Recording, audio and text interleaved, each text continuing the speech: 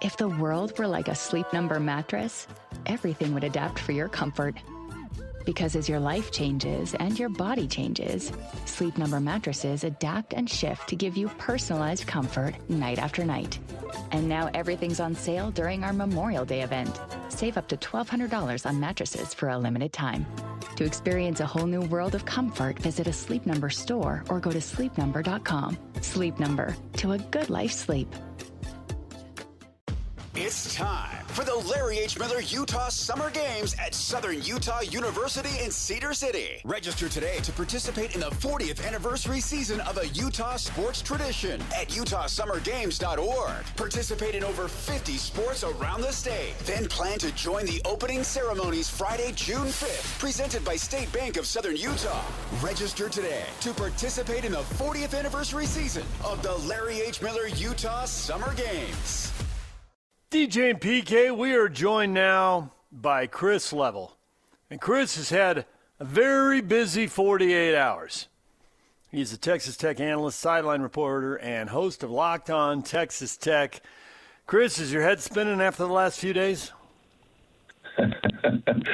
Well, I think you know what is it when you ask a question you already know the answer to. But yeah, definitely a lot going on here in West Texas for sure. But really in the NCAA, I mean, this is it's a big story. And I guess it doesn't just involve Texas Tech or Brendan Sorsby. I mean, don't know about the whole Indiana and Cincinnati angles, and this is just a lot going on here for sure.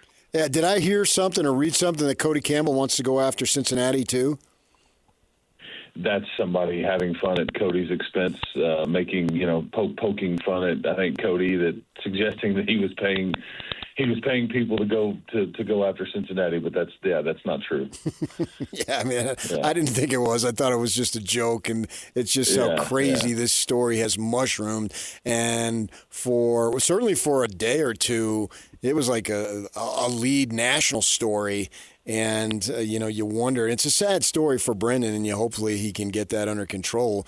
Immediately old-timers will start thinking of maybe an Art Schlichter situation that never panned out because of this, and it's serious, so it's something that needs to be taken seriously. As far as you wonder what level of, not necessarily widespread, but if he's doing it, it's probably not the only one who's doing it.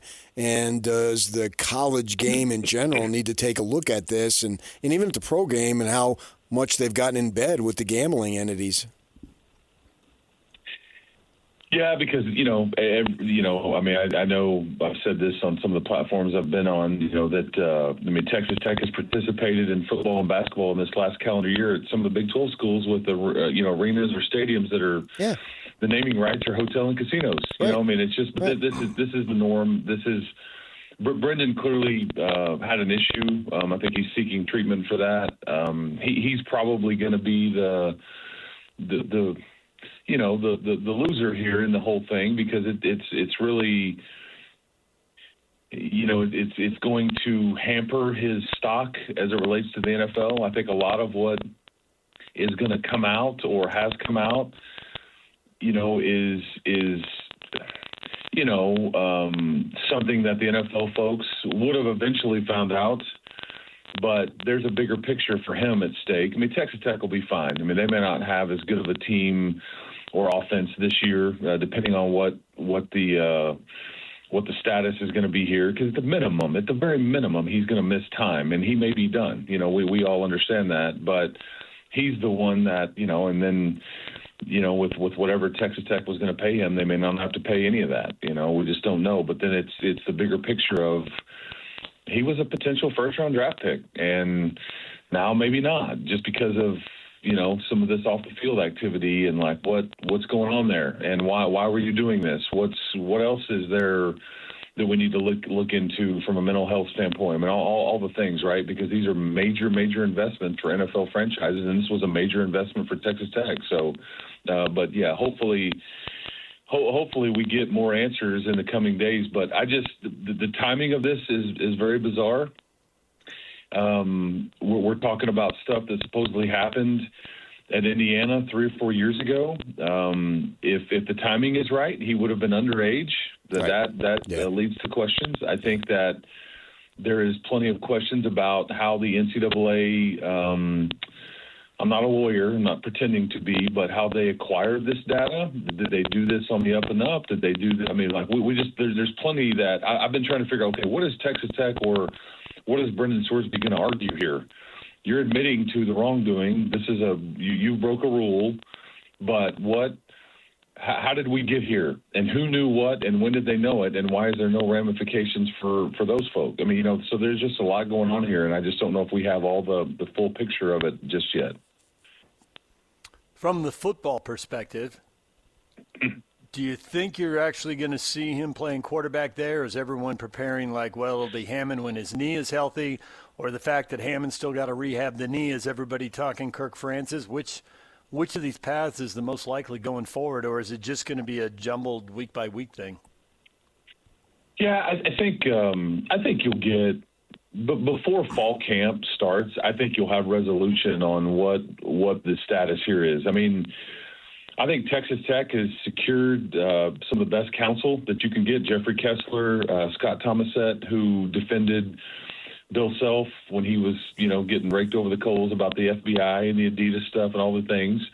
So they're prepared to go the legal route. Again, I just don't know what they are arguing or what will argue, but I don't have all the info. None of us do. And but is Brendan Sorsby, is he wanting to go that route? Is he? Because I mean, part of me, understands that I'm sure most of these entities don't really want to have, because it's costly.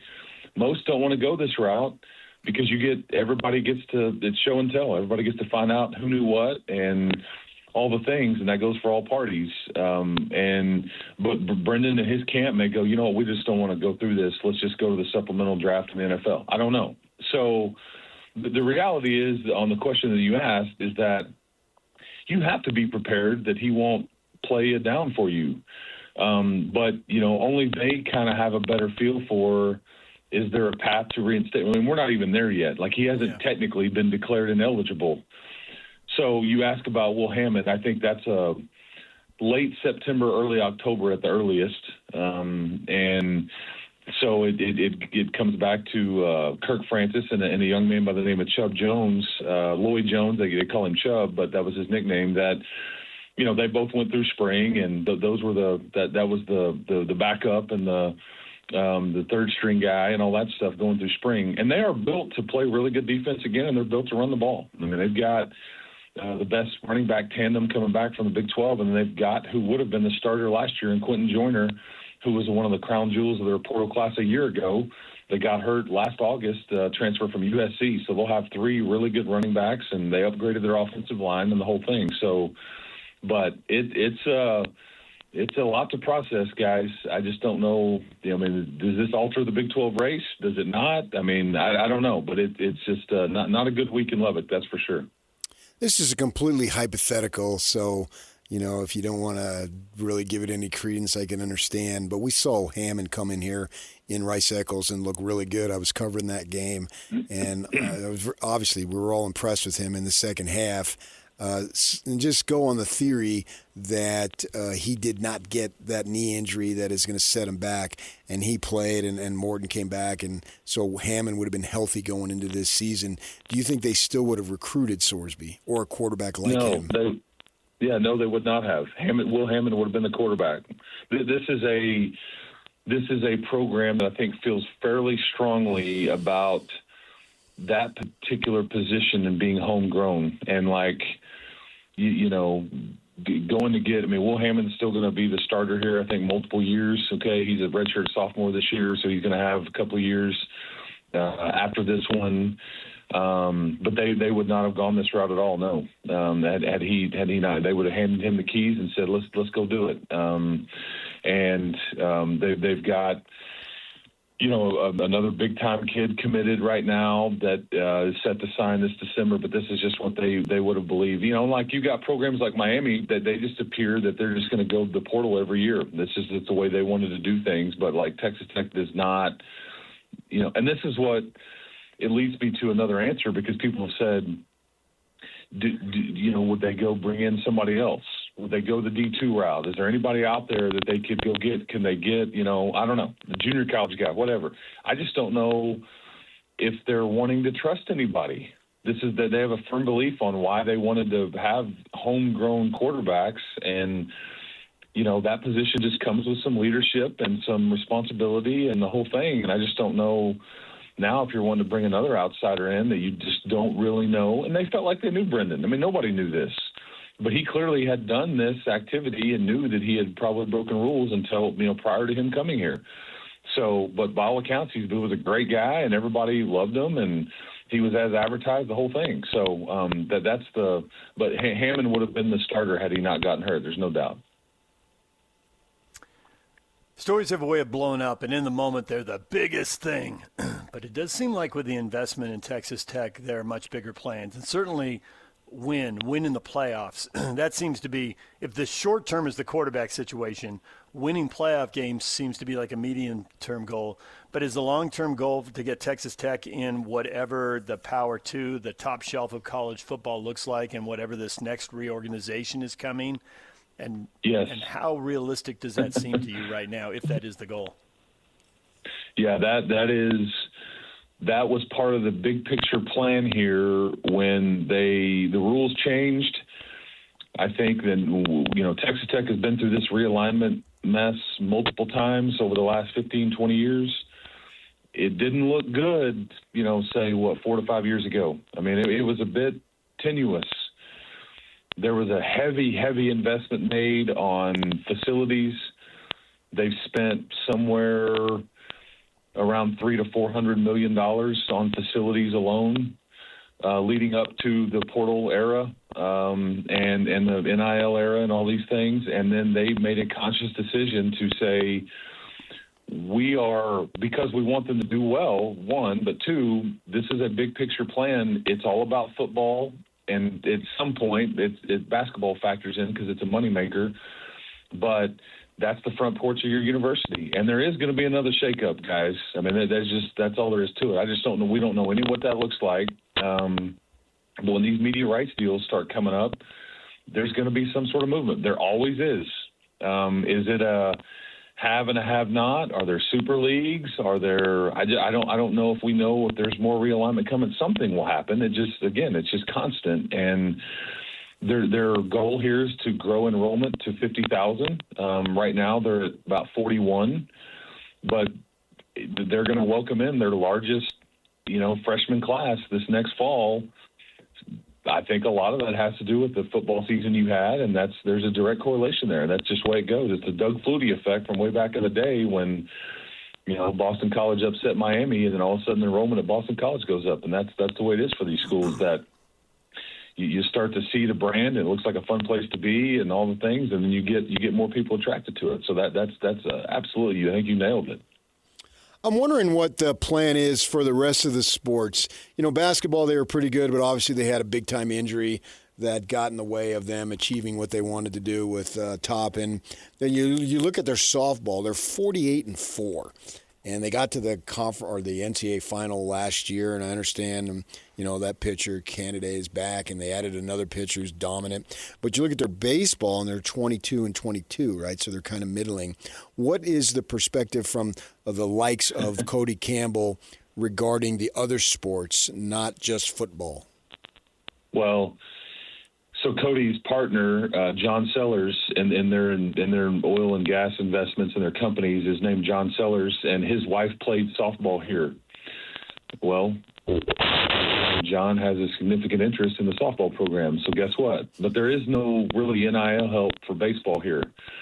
There's no really rev share. I mean, Tech baseball is still dealing with, this particular year, only 11.7 scholarships, whereas they're going against some Big 12 teams that into the 25, 30, whatever they allowed it to be. Yeah.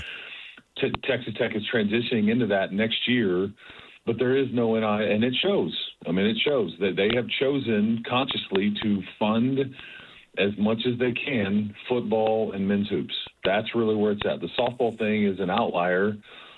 And it's going to stay that way simply because of John's interest and his wife's interest, and they will continue to seek outside NIL and the whole thing. So I think as long as John and his wife have an interest in that softball issue, it's going to be a very competitive program. And they went to the very final game of the College World Series last year, and could be in line to have a deep run again this year. Is everything else with Texas Tech football on path, on track? The quarterback issue's obviously just getting all the attention right now, but has everything else been done to put the program in the best possible place to win in the playoff next year? I mean, that's hard to say given what's going on at quarterback, but you still got to have everything on track and then hope this works out. Yeah, I think the biggest question I think they're going to be just fine in the Big 12. I'll let you guys decide if they're still the favorite or if they're going to be a contender or whatever. But I think they're going to be able to manage their way through the league and be in a position to be in the Big 12. We don't know we don't know the quarterback situation. But they're built. There's really not any other questions on their team. Now there is one at quarterback, but they're built to run it. Their defense, it'll look a little bit different. They won't have the dynamic pass rusher like David Bailey was, but they brought in 6 to 7 D linemen from the portal I saw 2 of them mocked as first-round picks recently for next year. One of their starting cornerbacks was also a potential first-round draft pick, and Bryce Pollock. I think the USA Today has him as a first-round draft pick. So they are. Yeah, they're in good shape, I should say, everywhere else. It's just now, what does it look like? And maybe this is more of a grind. Maybe this is more of a let's just hand it off 40 times a game, and they're built to do that if that's what they want to do, and then let your defense, keep you in it. So at some point, somebody will stack the box, and you're going to have to do some things at quarterback. We just don't know. Again, it's so early. We just don't know what that looks like. I mean, is Sorsby done? When does Hammond come back? All the things, it's just that's a bit of an unknown right now. But they're really not any other questions anywhere else on their roster. I could go deeper with you and they got a little inexperience at one of the safety spots. I don't know who their third defensive end is going to ultimately be, but those are in the weeds. But other than that, they've addressed everything. They're older, they're deeper, and than they were last year in some spots. So. Good question. The problem is whatever happens, even if Hammond comes back healthy, is your ceiling lower as it relates to winning the Big 12 championship or doing some damage in the CFP? That's a very fair question, and it absolutely is. I mean, Sorsby was a difference maker. That's why they went after him. But I think that there's a limit on how far you could go here. I'm fascinated by Cody Campbell. We had him on our show, and I love the fact that he talks of trying to overhaul and save college sports, particularly women's sports and the non-revenue sports, and he thinks it's real in a precarious situation. And then at the same time, when they lose to Oregon, well, we're going to double down, and 4 days later they get Sorsby, and the day after they get Sorsby, they put the marquee up in Times Square in New York that he's playing for Texas Tech. So from my perspective, it seems a little incongruent. I'm going to dump all this money in here, but I want to save sports. I'm fascinated by it, and I know you can't really speak to him, speak about him, or speak for him, I should say. But what do you think his line of thinking is? Because he seems so sincere about wanting to save college sports and put it in a good spot. But on the other side, I'm basically going to pump as much money as necessary to get Texas Tech into the title game, basically. I thought that was one of my better questions. It really was, PK. I was waiting for the answer. But sometimes technology gets in the way. Maybe he didn't like the question. Did you hear the question? I was coughing. Yeah, I was coughing. I had myself on mute. Good. No worries. Go ahead. Yeah. I talk to Cody all the time. I think that the rules are the rules, and as long as that what you're allowed to do, they're going to. And I told you kind of why on the football program part of it. Why they're going to. This is a bigger picture thought process. Texas Tech is not going to cut any sports.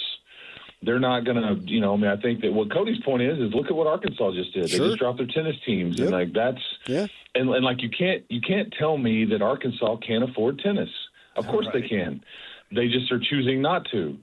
And so that's what, I think And I get it. He's a controversial figure. It's like, because I think he's very pro Big 12. I think he's very pro football, but he's pro like keeping status quo as far as like all these Olympic sports too. Right. And he's got daughters that compete and stuff, and he's got a son that plays football and all the things. But I think that he would point to the Arkansas situation and see, there's more of this coming, folks, until we get this thing fixed. Right. And it's worth mentioning, too, some of this, like from a Texas Tech football standpoint, he's personally overseeing and funding. So it's not on Texas Tech. I mean, he's the one helping financially, so it's not a burden to the university. Like, I know the capital – the deal that the Big 12 announced yesterday, that you can get the private equity funding there. It's a line of credit. And Texas Tech is not going to touch any of that. It's as they will tell you here, it's very expensive money.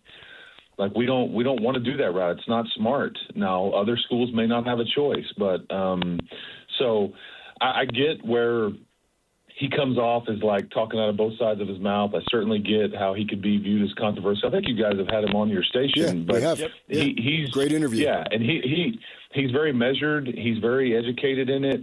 He deals directly with people at the NCAA. I mean, all the things. But that's from a Texas Tech standpoint. If this is the rules that everybody's going to play by, then this is what we're going to do here. But you're also not going to see this university, I don't think, cut any sports at all. Like, he will not allow that to happen because he's also the chairman of the Board of Regents here. Well, Chris, we appreciate the time. Thanks for joining us and trying to lay this out, even though there's still way more questions than answers. And I think we all need to remember Trinidad Chambliss wasn't even Ole Miss's starting quarterback for the first two games last year, and he ended up looking awesome and taking them deep in the playoffs and won a couple games. So as much as we think we know, we never really know. That's why we love it. That's right. Well, hey, boys, I appreciate you having me on. Make sure you take care of my man Jake there. He's good people. So we'll talk next time. Yeah, we'll talk next time and keep hope alive. All right. Thank you, Chris. All right, DJ and PK, it's 97.5, the KSL Sports Zone. We got to take a break. During the break, we'll be taking care of Jake because we've got our marching orders now. And when we come back, everything you missed in this show, NBA playoffs, NHL playoffs, obviously the Mammoth in overtime again. We'll get to all of that next. Stay with us.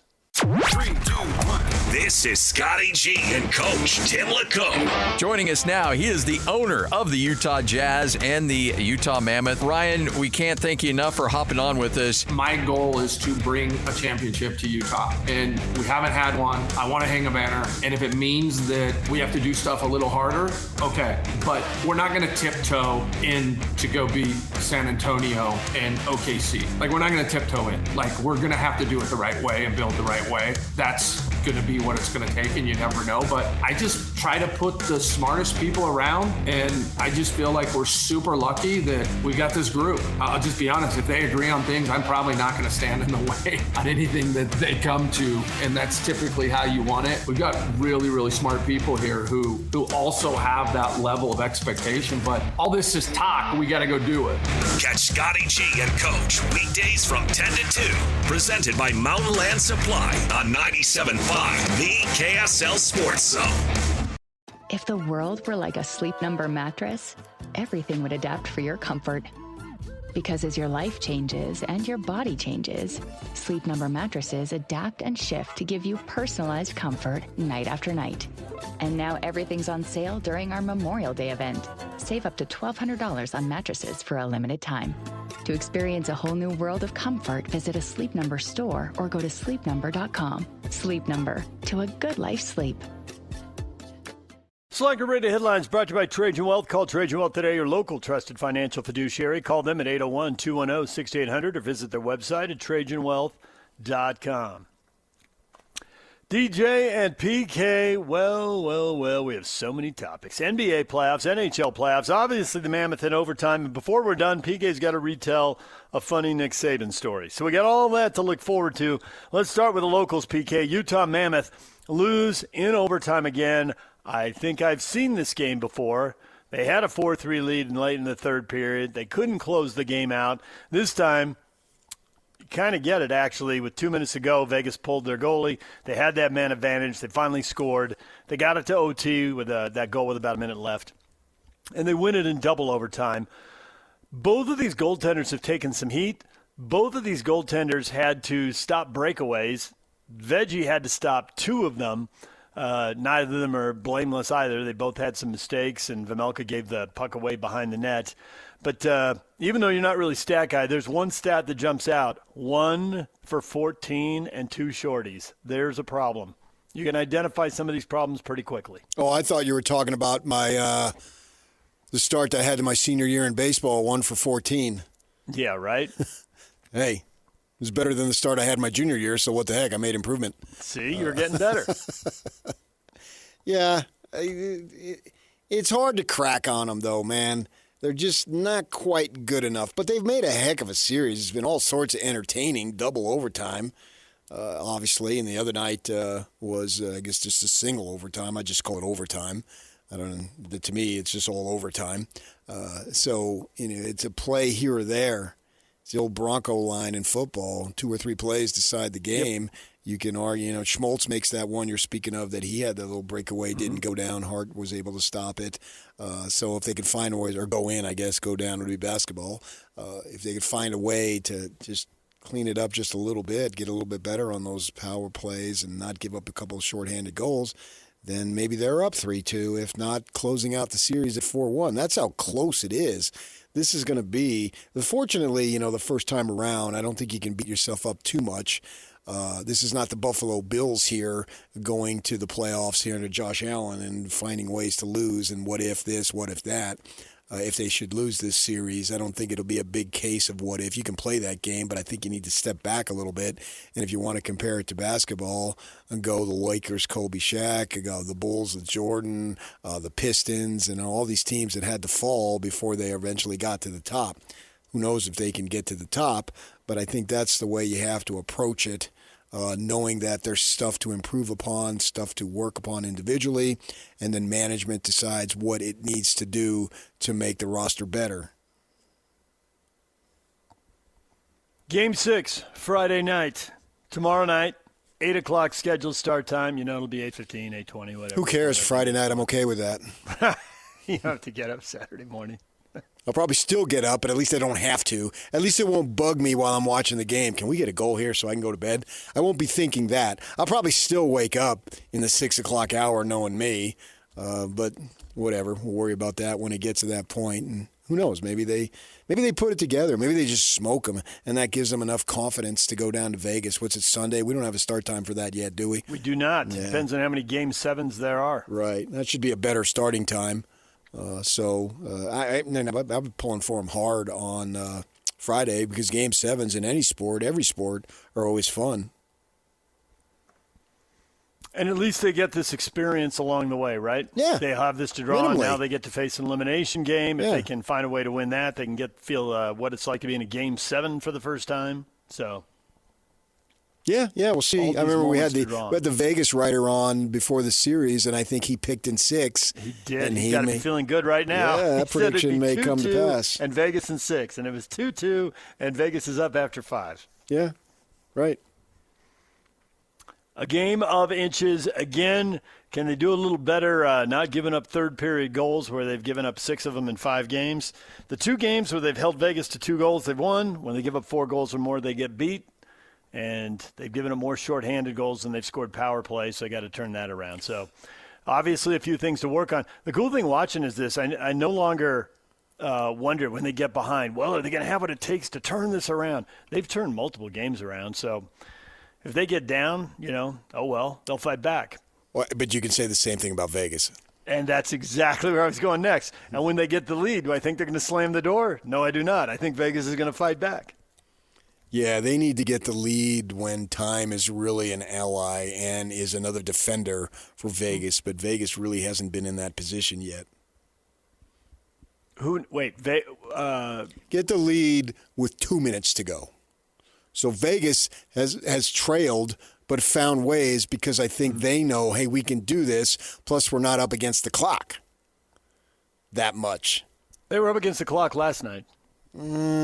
They pulled their goalie. They were down a goal with 2 minutes to go, and they scored with 1 minute left. Right. I understand that, but they've got a history of the idea being we can do this. Yes. We've shown we can do this. Oh, I think they'll have a ton of confidence. If they're down a goal in Game 6 Friday night, Vegas is going to think they're going to do it again. Yak had That's what I'm saying. stat thing. Yeah. This is 5 games in a row. I know. That they've been down in the third period. That's a coaching decision to pull the goalie. That doesn't affect the players as they're trying to get in. The point I'm making is that they play with a sense of urgency really well. They do. And they don't always wait for the end of the game. I mean, they were down 2-1 in the second period, and there were like 5 minutes left in the period. And they're like, we want the lead going to the locker room. And they scored twice and took a 3-2 lead. Yeah, but I mean, I don't think that, we want the lead in going into the locker room if that's going to win you anything. They want the lead. Yeah. There's no phasing these guys. I would have thought, I thought they were going to smoke Utah going up 3-0, and then not only they lose they lose the lead, they literally lose it. It just got tied, but then they get behind. I'm thinking, oh my gosh, all the momentum is for this one team and against the other, and it just didn't. The way they played just didn't seem to faze them that much. Nope. Well, that goes back to everything that was written and said going into the series about their veterans, and they've been there. And they play like it. Sure. Yeah. And they made it work. All right, Game 6 tomorrow night. The other series go on. Well, the Philly-Pittsburgh series doesn't go on. The Flyers sent the Penguins home in the Battle of Pennsylvania, so that one's over, 1-0 in overtime. And then Edmonton and Anaheim play Game 6 tonight. The winner of that series plays the winner of this Utah-Vegas series, so we'll see how that goes. Edmonton down 3-2, playing in Southern California, trying to get it back home to Edmonton for a Game 7. So, NHL playoffs. The Lakers were up 3-0. They're not going to be the first team to blow a 3-0 lead and lose a series, are they? No, that's NBA playoffs is what you meant, obviously, but I wouldn't think so.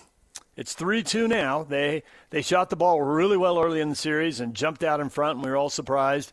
But the three-point numbers last night were horrific. Austin Reeves is back, but 2 of 8 from 3, and LeBron was 0 for 6 from 3, and it just didn't quite work. And Houston wins 99-93. So that series is now 3-2. It goes back to Houston with the Rockets trying to tie the series up 3-3. Yeah, and I think whoever wins is going to get drilled in the second round.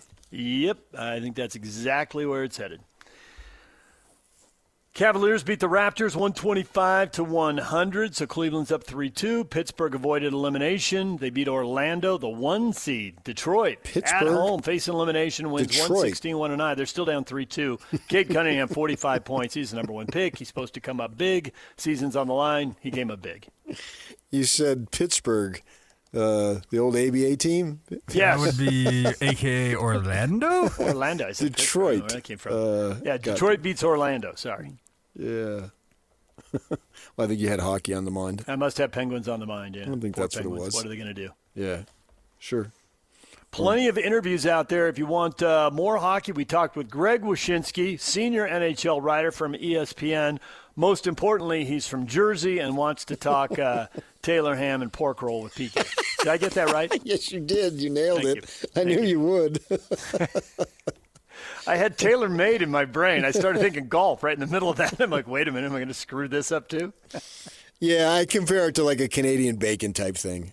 Ooh, now you're talking Canadian bacon. Okay, got it. Yeah, but for Jersey people, that's always it's for some reason I think it might only be unique to that state. I've never heard it anyplace else, and they love to talk about it. I mean, Tony Segura, I remember years ago, the lineman, grew up in Jersey, not like 5 minutes from where I grew up, and he was talking about it in a Sports Illustrated story. Just for a little thing, and they can put an egg and a cheese on it, and then you got like a breakfast sandwich, basically, is what it is. But it gets a lot of run for sort of being a nondescript food. Well, Greg was really good. You want more hockey really content. good. He had a lot of stuff to say. He was covering Pittsburgh, Philly, but staying up till 2 a.m. He labeled this the most entertaining series, acknowledged a lot of hockey fans are probably sleeping through it, but he just thinks it's been wildly entertaining. So, and then his thoughts on the big picture on the rebuild for the Mammoth, that this is a step in a process, how good their young guys are, how many good decisions have been made. Acknowledging, though, there'll become a moment where you just can't stay with the homegrown guys. That has to be the core of what you do, but there'll be a moment, and he cited the LA Kings, who won a couple of Stanley Cups because they finally decided the push your chips to the middle of the table moment and go get the guy who's the missing piece. So that was really interesting talking to Greg. Good conversation. Get it wherever you get your podcast. We saw that with the Jazz this year with the Jaren Jackson thing. Yep. And I was just exchanging some communication with Austin Ainge this very day. Like, dude, just get me a playoff team. Got back working on it. And they are working on it. It's a fact. It's what they're working on. It's what everybody's working on. And Jazz are right at the top of the list in terms of working on it, and I think they're going to get it done. Today is April 30th, PK. We're 10 days away from the lottery now. Bum, bum, bum. We can stop talking about, well, they could be 1, they could be 6, they could be 3, they could be blah, blah, blah, blah. We'll know where they are, and then we can start saying, okay, here's the 2, 3, 4 guys who could be on the board. Well, if they get it on the 10th, on the morning of the 11th, we need to have just a full-out party. We'll be out on the plaza. I mean, come down. Martinelli's. They get the number 1 pick? Yeah, if they get the number 1 pick, absolutely, man. We'll be out by the Jazz logo broadcasting live. Stop by, people. Jazz dancers, some other dancers. Who knows? I'll be dancing. Get the bear out there. Me and Austin will be dancing. Lean on the Mammoth too. Let's get the Zamboni, the Zamoth out there. Drive that thing. That's around. Potentially a franchise chasing day. It really is. I mean, that's just a general statement. Whoever gets it, and we saw it with the Spurs with Warren Bellma. That was a franchise changing day. I don't think we have to convince our audience. We've all sat here and watched A.J. DeBonsa, and I haven't even heard Ute fans rip him. I think Ute fans think that guy's really good.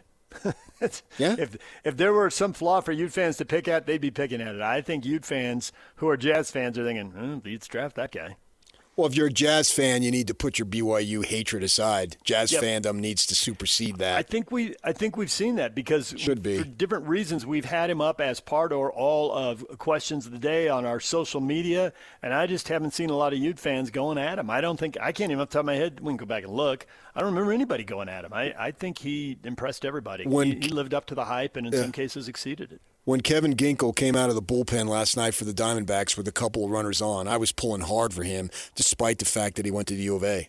All right. Way to give us a nice analogy, PK. That was rock solid. That's local, right? Local to me. It is. All right. Hey, we got to go to break, but give us that story because that was a funny story about Nick Saban, a bunch of people getting to live the dream. Nick Saban was on Feinbaum, and he went to the Morgan Wallen concert, and Morgan Wallen plays in football stadiums, and he usually has local people. I think Steve Young and somebody else were there when he played. Jerry Rice, too. Was it? Yeah, I can't remember. But he's a very popular country artist now who sells out stadiums regularly and has done work with Post Malone and so forth. He was a high school baseball player. He was a high school baseball player, and he donated money to his high school team. They won in Tennessee, and he won the state title a couple of years ago. Or not a couple of years ago, whenever he was a junior. That would have been 12 years ago. But anyway, he gave like $1 million or $2 million for their baseball program. So Saban, they were at the Alabama stadium, and Saban was one of the guys that he was walking out with. And he usually has some guys that they walk out onto the stage, and then the crowd goes nuts. And so Feinbaum interviewed Saban, and Saban said, that's the first time I've ever walked down that tunnel, and there was no consequence in terms of winning and losing a game. So that was fun. I really enjoyed having the time backstage with those guys, speaking of the band members, which was our locker room. That was our locker room. Great band, great group of guys. A lot of them were former athletes. It was a lot of fun. They actually got on a big huddle, and I gave them a halftime ass chewing and told them that they needed to get in gear. That just cracks me up. You got some world-famous band that has left 15 and 20,000 seat sport arenas behind it, is now playing 50 to 100,000 seat football stadiums, and he gives them his halftime ass chewing. Yeah, I think a couple of years ago that Padres baseball stadium is too small. I think they played like 3 nights. Yeah. I remember you talking about that when it was going on. Yeah. All right, DJ and PK, we had to take a break. Your feedback is coming up next. Stay with us. If the world were like a Sleep Number mattress, everything would adapt for your comfort.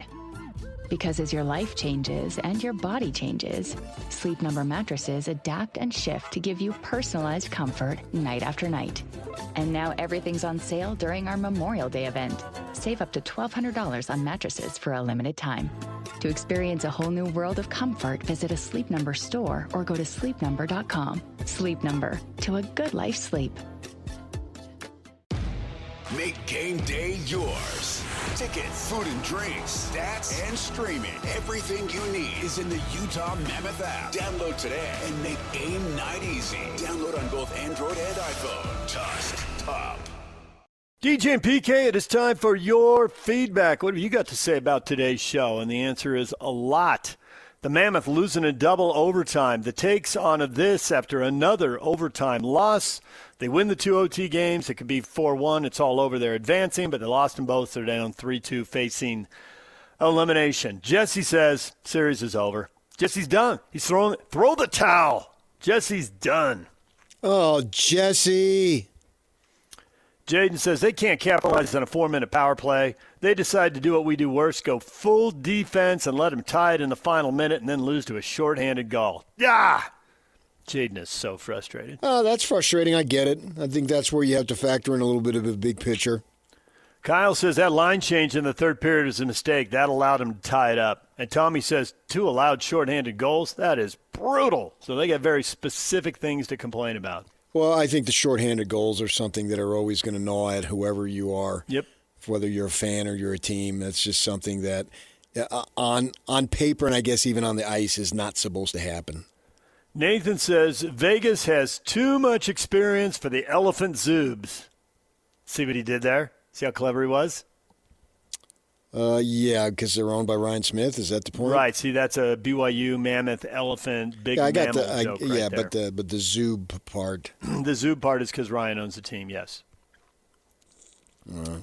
Caleb says they need a better coach. Young players are only as good as their coach. Would you a rather young coach could get them through this without ever losing? Which coach has done that? How many coaches Phil have Jackson pulled that off? Maybe can Phil coach hockey? Yeah. Can Phil coach hockey? But on the skates, Phil, let's go. But yeah, actually, I was thinking about this. You know, these guys fight on the ice.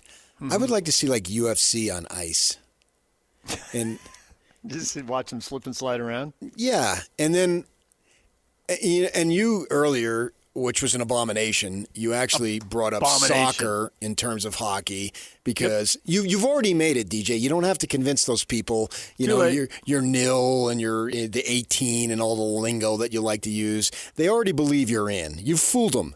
I would like to see soccer players do, since you compared the two, soccer players do hockey and hockey players do soccer. There are probably a bunch of players who like to do that. I know they've traded setting their players up at those games. So they didn't hockey and basketball do that? Didn't they have the hockey team over during a basketball practice? No, but I want to actually see a game, not just show up and watch them practice. No, I want to see them compete in we always have the discussion, who are the best athletes? Well, let's see them interchange sports, right? Johnny Utah says, this sucks, but hey, look at the big picture. Teams need playoff experience. The Mammoth are getting a taste of it now. Whatever happens next game or two, they'll be better next year because of this playoff series. You have to think that's the logical progression. And we will see how it progresses with Game 6 tomorrow night. We're going to take a break. When we come back, we're going to progress on to Scotty G and the coach. Tim LaCombe and Scott Girard coming up next right here on 97.5, the KSL Sports Zone. If the world were like a Sleep Number mattress, everything would adapt for your comfort. Because as your life changes and your body changes, Sleep Number mattresses adapt and shift to give you personalized comfort night after night. And now everything's on sale during our Memorial Day event. Save up to $1,200 on mattresses for a limited time. To experience a whole new world of comfort, visit a Sleep Number store or go to sleepnumber.com. Sleep Number, to a good life sleep.